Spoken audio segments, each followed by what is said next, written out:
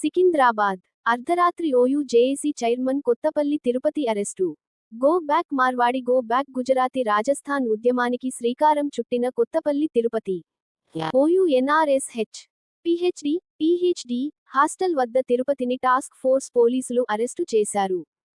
August 22 Telangana బంద్కు ప్రయత్నించిన OU JAC chairman Kothapalli Tirupati బంద్కు మద్దతు పెరగడంతో కొత్తపల్లి తిరుపతిని అదుపులోకి తీసుకున్న పోలీసులు అరెస్టు చేసిన తిరుపతిని నల్లకుంట పోలీస్ స్టేషన్కు తరలించారు.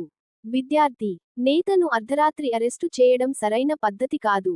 అరెస్ట్ అయిన తిరుపతి వేణుగోపాల్ వెంటనే విడుదల చేయాలని ఓయూ విద్యార్థి సంఘాలు డిమాండ్ చేశారు.